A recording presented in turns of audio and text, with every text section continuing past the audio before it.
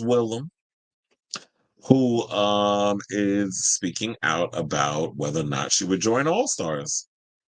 Now, RuPaul's Drag Race icon Willam has yet addressed the possibility of an All Stars return, and it's not looking good. Now, Willam made history, as you know, in 2012 during her fourth ever season of now global phenomenon RuPaul's Drag Race, when she became the first ever competitor to be unceremoniously booted from the show because she had broke the rules and all the other stuff. Apparently, she said that she had invited, like her husband thought she was doing some horror movie. She had lied. He followed her to a hotel. She was doing conjugal visits. It was a whole bunch of mess. But the story has changed so many damn times. And I do have the receipt because, there was one time that Leslie Jones, who you know is a huge fan of Drag Race, wanted to know what did Willam do. So, though the show claimed that she was receiving conjugal visits via the back door, how we know what conjugal visits from her partner at the time, Willam has since revealed that there were other reasons she was asked from the production, and has since fallen further out of favor with RuPaul and production company World of Wonder. Now, speaking on Drag Race Recap Podcast, Race Chasers, yeehaw! With All Stars winner Alaska, Willam has doubled down on her stance that it really is too late to apologize. I do love that song though. Willam on All Stars win, Alaska joked, to which Willam said they don't have the balls. Now, replying to Alaska's suggestion to patch up the relationship with World of Wonder, Willam emphasized there was never a friendship, girl. It's not me who decides that.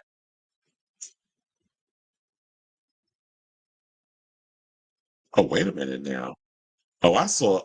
I'll bring that up after the show, but hold on, let me finish. Okay, so it says also that she continued, shall I send them some chocolates? It's chocolate. Remember that stupid thing they was doing with Drag Race at one point?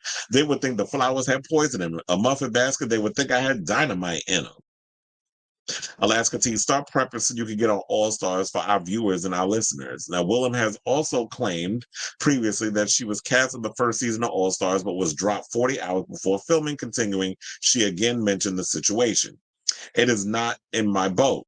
They tried to get me on twice before, and both times at certain points, they said, no, never mind, we don't want you. Willam has previously given a full account on her on-set shenanigans on Twitter back when it was, well, they said back when it was Twitter, but child, it will always be Twitter, so y'all can kiss my behind on that.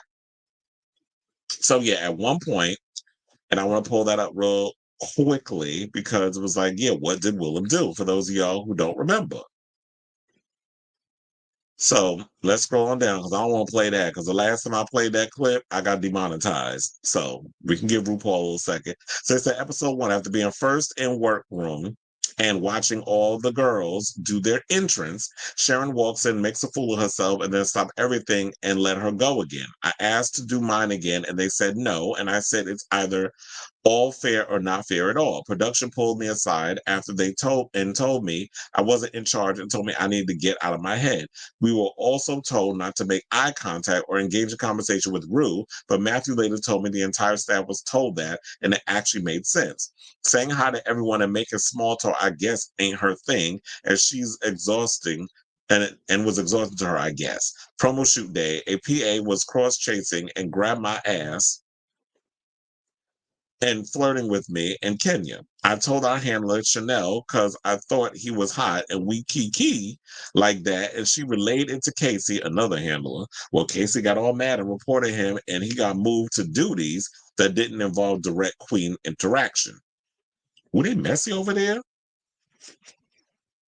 She also said episode 2 offered showrunner Chris McKim some hand sanitizer, and as he rubbed, I told him I got it at the store last night when I went with 2 other girls. We were supposed to be sequestered in our rooms because production had provided us with stuff after we gave them money for shit we needed that they didn't have. And Untucked, I complained about them emotionally exploiting Jiggly on the anniversary of her mom's passing. She was having a bad day and they exasperated it, and I called the producers, Jen and Steven, out on it. I was told by Steven that if I didn't like it, I could, well, I was told by Steven, I should say, that if I didn't like it, I could leave. So I did.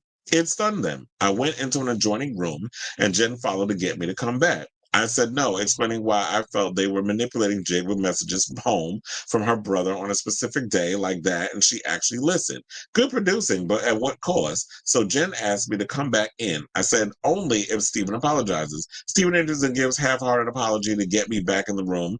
Accent. He's a Brit. Made everything he said sound cunty, but I went back in.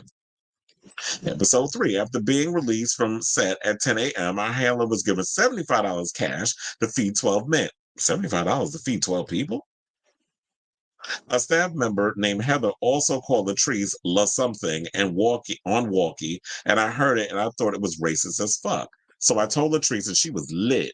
Chad, me, and Latrice refused to get in the van because $75 divided by 12 men wasn't even enough for Taco Bell, when it was the only place open at that hour where we were being housed. So they brought us back to set, and we yelled at production for not knowing our names and treating us like shit. There were never vegan or non-dairy food options for me and Sharon. That was one of the things we gave them money to get for us with a list. And they wouldn't let us smoke when we wanted. Heather was the same lady who tried to pick glass out of Shangela's back with tweezers after the Christmas when she had broken ornament glass embedded in her back from lip syncing and shablamming and wanted to avoid the hospital visit and paperwork. She was the worst. They said also pit crew wheels out a table laden with breakable shit, glass stuff that we're told to run at it. I asked if we're going to lock the wheels down and for a safety meeting, they said no. It's funny how she's coming with all this union labor stuff, but when you're non-union, y'all don't know anything about this because you're not on set. But being that Willam is a union actor, she knows all the things that they should be doing on set. They're not doing it. So she said, they said no. So 6 of us run for it. Stuff crashes to the ground as it rolls away as we scrap for shit, and Kenya cuts her leg and bleeds as a result, yet I'm the difficult one. Episode 4, I had my hairdresser come and blow my hair out. Outside contract was verboten, but I used to pay phone in the lobby. A few girls had mall across the street a lot. Not technically allowed, but one of our handlers was cool, and our other nighttime PA sold us weed because he grew, actually. Well, I don't think it was legal in California at the time. And they said episode 6, try to mop some Iron Fist shoes, and a ostrich feather fan. Was also drunk as fuck and got out of my boat after I was specifically told not to. Stole a pillow from Interior Illusions Lounge for the seat of my boat. I went and cut it out when they said they were throwing our boots out because I knew I was trade out. It was trade out product they had to give back. Then she also said on the side, she said there's a time they booked me for All Stars 1 and canceled me 40 hours before filming, but after I canceled 3 weeks worth of work in June during Pride season, wrote a song about it. Like to hear it, here it go. And that was Apologize. So yeah, there was a lot of drama that in court that happened at the time where she basically spilled to Leslie Jones. And I guess, Leslie Jones heard what she heard and continues to interact with Drag Race because I guess it's not affecting her in a way.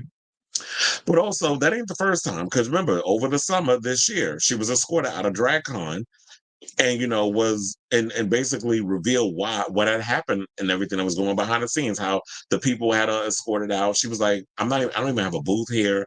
I'm coming to, like, it's an open space. I should be allowed to walk around. And trust and believe, outside of Willam, I've been to DragCon and I've seen other people who have had accusations and have said some shit, excuse me, about Drag Race that have walked the floors of DragCon and they weren't kicked out. But apparently, because Willam is the most outspoken and tends to make probably lots of money from, Race Chaser and talking about Drag Race, they don't like it because she's painting this picture. And it's because RuPaul, for the, whatever their situation is over Matthew Anderson.